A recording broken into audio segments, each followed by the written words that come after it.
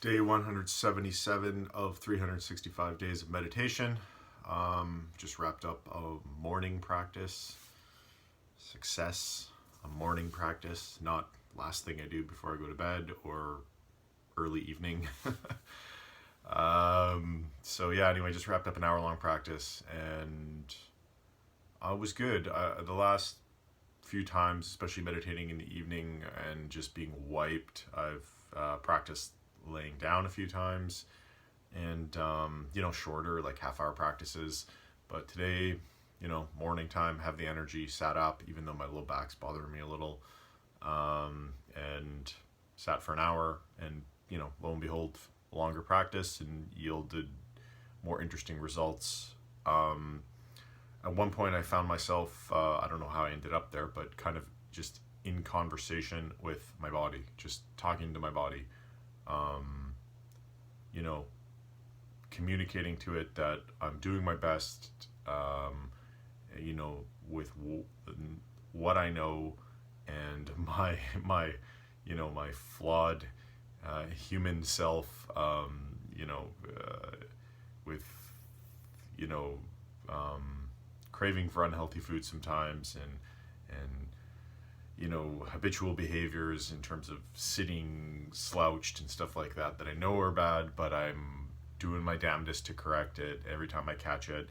And just kind of having that conversation with my body that I'm doing my best possible to support it in its healing, and that I love it and I care for it, and that I just acknowledge and thank it for everything that it does to keep this reality going, this experience of life going, because without it, I'm certainly not here living this life. I have no idea what happens after. I don't pretend to, but I know that I'm definitely not here living this life. So yeah, just some gratitude for my physical body and all the wear and tear that I put it through over the years. And so that was an interesting conversation. I don't really know how I ended up there. It wasn't planned. It just sort of happened.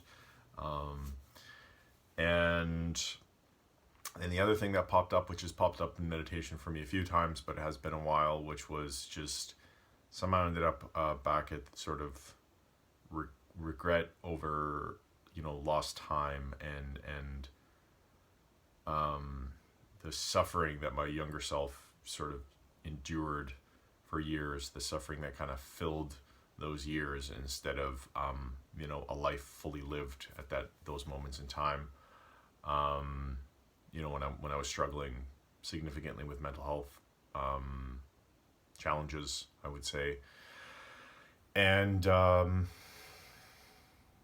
just sat there, and again, I don't know how I ended up there, but I just kept saying, I'm sorry, like thinking about my sort of teenage self, and I'm sorry, I recognize that you went through all this pain, and I'm sorry you did, and I'm sorry that you're hurting through all those years and suffering, and just kept thinking about my younger self, focusing on my younger self, and just repeating I'm sorry in my mind. And not surprisingly, waterworks. It just felt like a good purge. I don't know what it is. It's almost like unpleasant events in your life, like psychological wounds, if you will, are almost like physical wounds. And if anyone has ever had an actual like abscess or infection, which is gross, yes. I had one on my leg one time from a soccer injury that got infected, and you have to lance it and drain it, and sometimes you have to do it more than once, and then you kind of have to allow it to drain, and then it sort of heals from the inside out.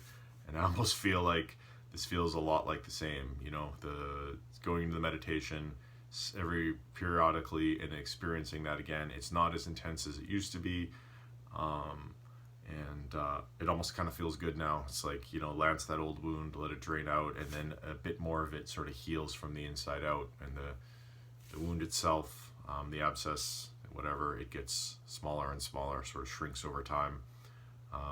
Yeah, that's the metaphor for it, I guess. That's what made me think of that old soccer injury, the cleat injury that I got, um, and then the process to heal it afterwards. So yeah, that was today's practice. It felt good. Felt good to kind of purge that gunk. And I remember thinking to myself last few days, it just feels like garbage inside me, just like grossness. And I don't know what it was, and couldn't put my finger on it for a few weeks really now. And probably just needed a good purge. Probably just needed to go in, lance that old wound, and cry it out a little. Let it literally pour out of me, just like that old disgusting abscess from years back when it was lanced, and it literally pours out of you. It's gross. I don't ever wish anyone to have to experience that. Yeah, that was today's practice, and I know, felt great. Feel way better now. And I know that this is, it's not a linear progression. It's got its ups and downs, and but it's taking a step back and looking at it from the bird's eye view. And if you look at it from a bird's eye view, you see steady progression, and it, it's been years now, I guess. And but sometimes when you look at it from close up, the little ups and downs, they can kind of be frustrating. But again, sometimes it's good to just take a different perspective, zoom out, and if you zoom out, you do see it more as a sort of steady progression upwards, in terms of improvement in self, improvements of mental health, emotional health, just general well-being, manner in which I take care of myself, because really that's determining my quality of life. My physical body, my mental, my emotional state, all of it. If I love myself, take care of myself, then there's really no limits to the quality of life that I can experience. It's I really do feel like it's sky's the limit. And alternatively, if I'm down on myself and hard on myself and beat myself up and get frustrated with myself and hate on myself, dislike myself, any of those things, and I know what that feels like, because I used to do that all the time when I was struggling with my mental health. And no doubt it's a vicious cycle. You struggle with your mental health, you beat yourself up over it, and then it makes your mental health worse. And I did that for years and years when I was younger, years and years, way too many years. Right into adulthood, not just younger, but it was the worst when I was youngest, and or when I was younger.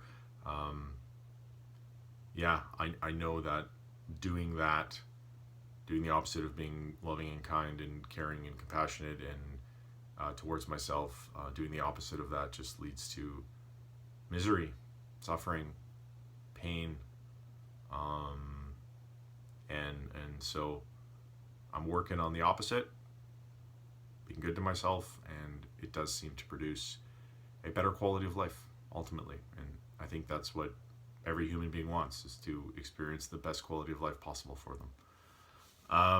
Anyway, that's it for today. I don't have anything else to mention in terms of the meditation, but yeah, it was great to get a first thing in the morning practice in, and to do it for a bit longer, and to be seated today, and just have a good result as an end product. So yeah, that's it. As always, if you are struggling with your mental health, other than what I just said, which is try to be good to yourself, and I know it's not easy in the moment, can feel impossible.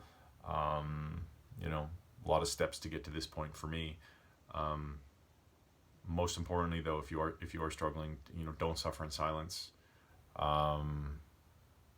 Man, it makes it so much harder. It really does make it so much harder, and make it feel like it's hopeless. So if you are in that place, I feel for you, and don't suffer in silence. Talk to somebody. You can turn your life around in ways that you can't even imagine possible at this point in time.